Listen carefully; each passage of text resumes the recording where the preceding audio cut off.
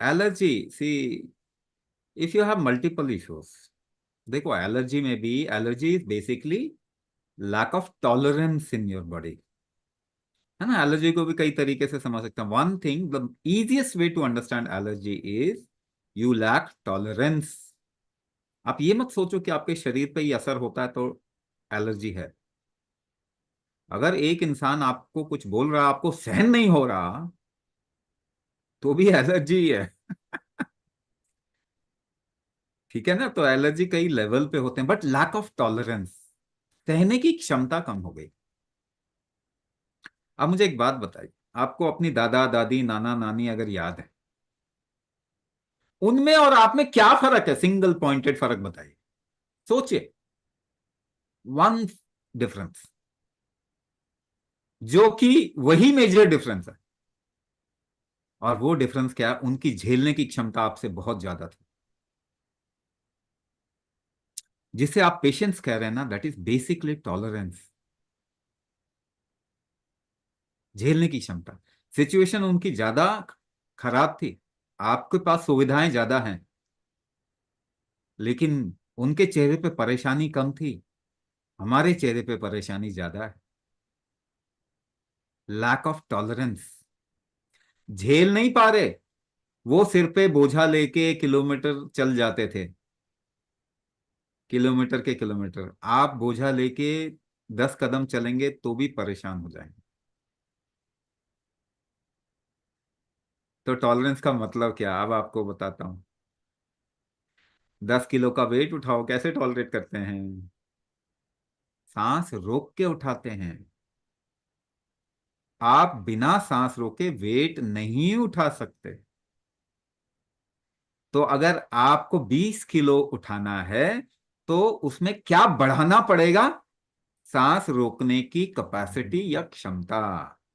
क्या कर रहे हैं वो चीज? क्या आप वो प्रैक्टिस कर रहे हो? अगर आप वो प्रैक्टिस नहीं कर रहे हो और केवल ये बोलें आजकल तो स्ट्रेस बहुत हो गया है, तो उससे क्या फायदा है? एक बात बताओ। हाँ, वही चीज आप देखिए, अच्छी सोसाइटी में रहने वाले बच्चे, और रेड लाइट पे भी बच्चे मिलते हैं ना, वो भीख मांगते हैं जो, वो बारिश में भी वही मिलते हैं, गर्मी में भी वही मिलते हैं, ठंड में भी वही मिलते हैं। और अच्छी सोसाइटी के बच्चे, थोड़ी बारिश हुई बाहर जाते हैं तो छींकने लग जाते हैं, उनको वायरल फ्लू हो जाता है। फर्क क्या है? टॉलरेंस का फर्क है। टॉलरेंस का फर्क है। आपके पूर्वज और हमारी ये गाड़ी जनरेशन जो चलाना। है, इसमें टॉलरेंस कम हो गया। तो क्या करना पड़ेगा? What is the solution? We should talk about the solution, we are just talking about problems. कहीं भी जाओ, यूट्यूब में जाओ, गूगल में जाओ, किताबों पढ़ो, सब प्रॉब्लम के बारे में बात कर रहे हैं। लाइफस्टाइल ठीक करो, ठीक करो। लाइफस्टाइल कैसे ठीक करेंगे? 50 चीजें बताएंगे, ये करो। मगर एक ही चीज है जो वीक हुआ है, आपके पूर्वजों और आप में सांस रोकने की क्षमता वीक हुई है। सिंगल पॉइंटेड कुंभक करोगे, एलर्जी ठीक हो जाएगा। बहुत प्रूफ है हमारे पास।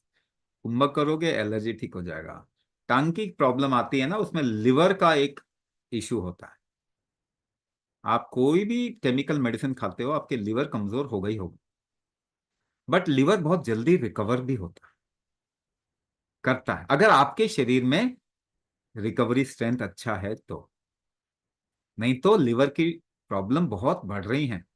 लिवर सिरोसिस, फैटी लिवर, और देखो अलग अलग तरीके के हेपेटाइटिस, इस तरीके की चीजें बढ़ रही हैं। सबसे बड़ा क्या है? मेटाबॉलिक डिसऑर्डर, लिवर की वजह से।